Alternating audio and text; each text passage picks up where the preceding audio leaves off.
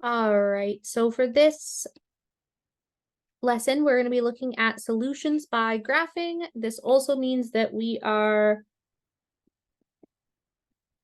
solving systems. When we are solving systems, what we are looking for is the point that two lines might cross. And we're going to talk slowly, kind of weaning into that as we go. So the first problem that we're going to do is we are going to graph these two lines on the grid that we have below. And we're going to take a look about what we notice about that. So the first thing that I do want you to take note of is that they have different slopes and different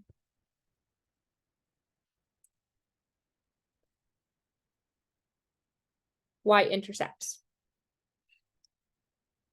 So if I take a look here, I'm going to graph this first line in red. I'm going to start at -1 because that is my y-intercept. I'm going to go up 2 over 3, and I will get my second point right here. All I have to do then is draw a line through both of those points. If I can learn how to draw a straight line properly, add my arrows to the end, and now I have that first line. If I take a look at my second line, I'm going to draw it in blue, -x, which remember just means -1 over 1x. This would be my rise. This would be my run. So in this case, I'm going to start at +4 because that is my y-intercept. I'm going to go down 1 over 1. My second point will be here. Down 1 to the right 1. My third point will be there. You need to draw at least 2 points to do a line like that. Now, if I go through and I draw my line, I will get something that looks like this.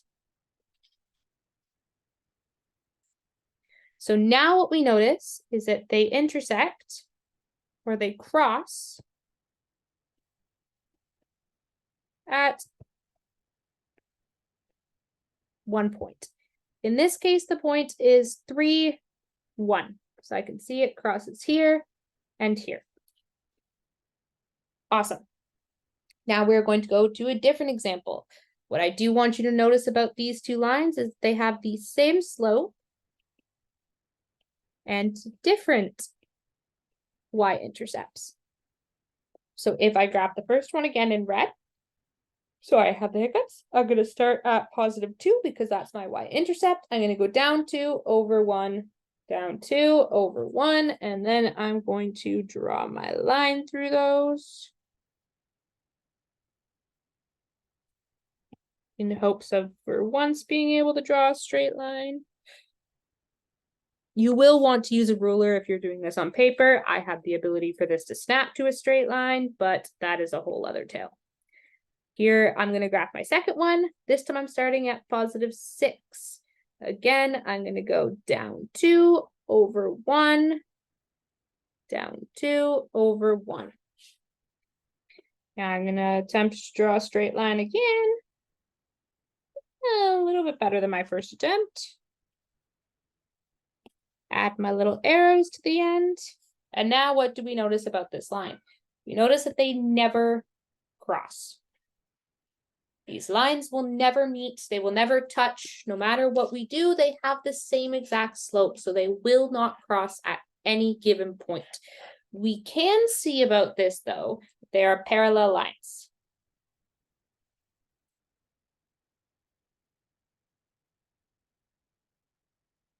Awesome. Okay, so now we are going to go and do another example that we have here.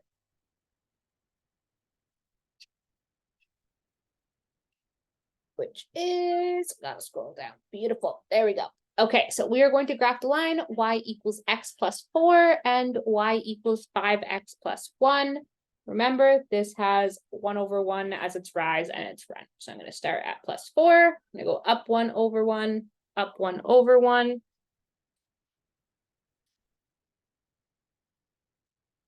Then I'm going to graph that line. Now what I'm going to do is I'm going to graph my second line of 5x plus 1. So I'm going to start at +1 because that is my y-intercept. I'm going to go up 5, 1, 2, 3, 4, 5 over 1. And I will get a second point right about there. This is where my line skills are gonna suck a little bit.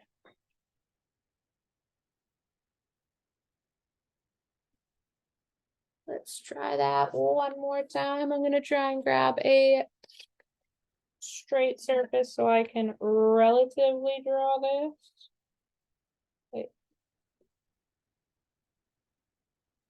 Awesome, that should hopefully work. Beautiful, it did. Draw an arrow on either end, and now what I have to do is determine the point those two lines cross, which is right about here. I can see that it's right about here on the x-axis and about here on the y-axis. So where do these lines intersect? This is where a little bit of guesswork is going to come in. As long as you don't look at this and say that this point right here is point 1 or 0 or 2, get it roughly close so we can see that it's past the halfway point, which would be right here. So we know it's between about 0.7, 0.8, 0.9. I'm going to say that that line, in my best guesstimation, is about 0.8 on the x-axis and 4.8 on the y-axis. Awesome. Okay, so is the point of intersection more difficult to determine on the graph in question 3 than it is on the graph in question 1?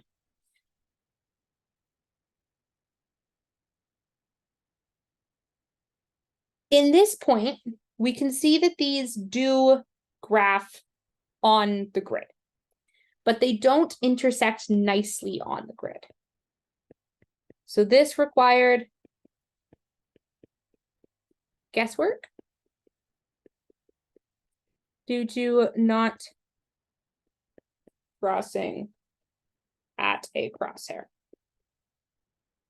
When I refer to the crosshair, I'm just referring to this little point right here where the two lines intersect. How could we check to make sure our answer is correct? And then we're going to use this to check our answer for question 1 or question 3, whichever one you prefer to do, just try to figure it out. So we can substitute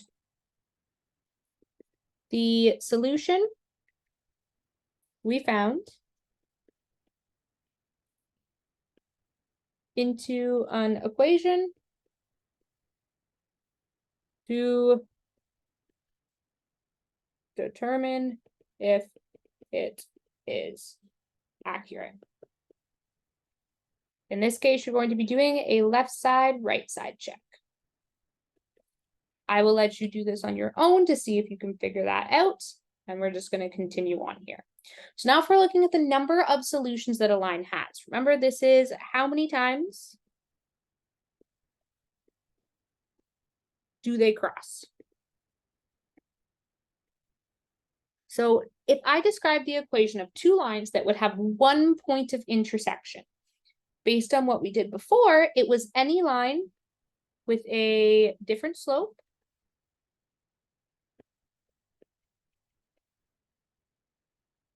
and in our case, it was every line with a different y-intercept as well.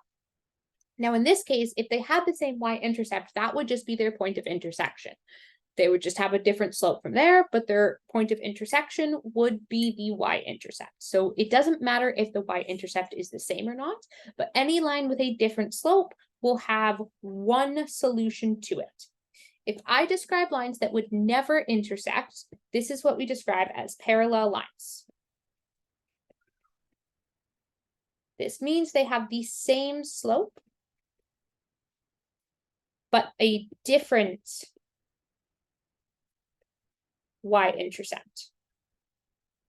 Now, if I describe the equations of lines that would intersect at every single point, that would mean they have the same slope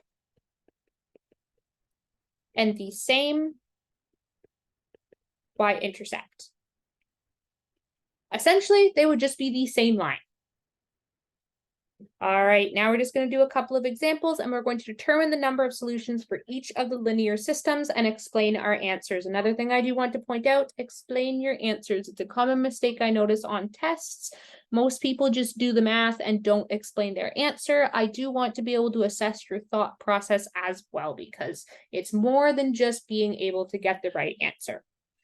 But now if I take a look at this, I can see that these first two lines have the same slope, 4 and 4. We know same slope,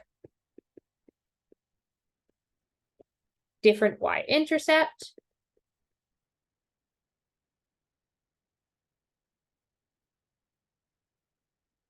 Means these are parallel lines. So there is no point of intersection. If I take a look at these two down here, I do have the same y-intercept, but I have different slopes.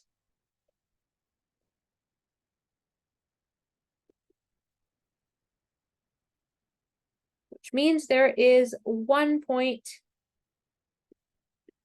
of intersection.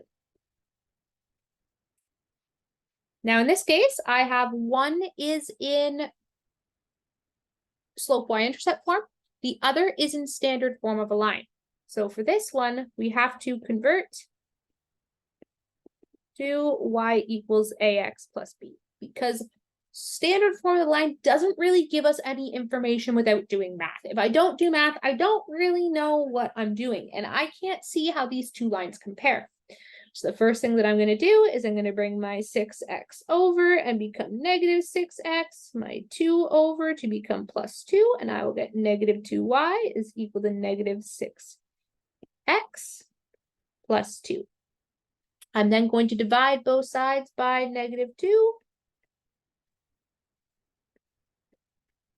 And this will give me y is equal to 3x minus 1.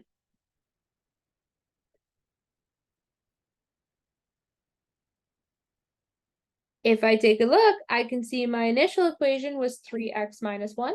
So they have the same slope, same y-intercept. Therefore, they intersect infinite number of times. If I take a look at these two down here, I do still have to put these into slope y-intercept form, which means I'm going to break this up into two sections.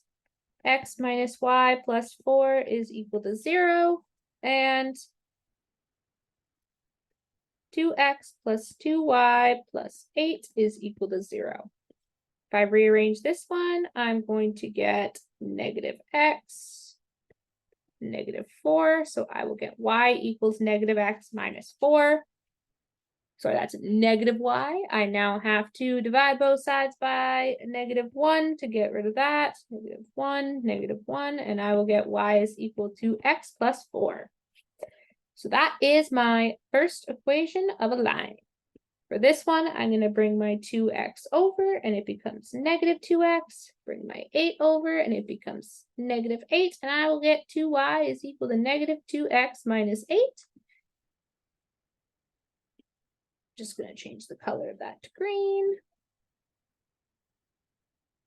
And then I have to divide both sides by 2, 2, 2, and I will get y is equal to negative x minus 4. So based on that, these two lines have 1 point of intersection. Therefore, different slope. So 1 point. Awesome. And that is everything for today's lesson.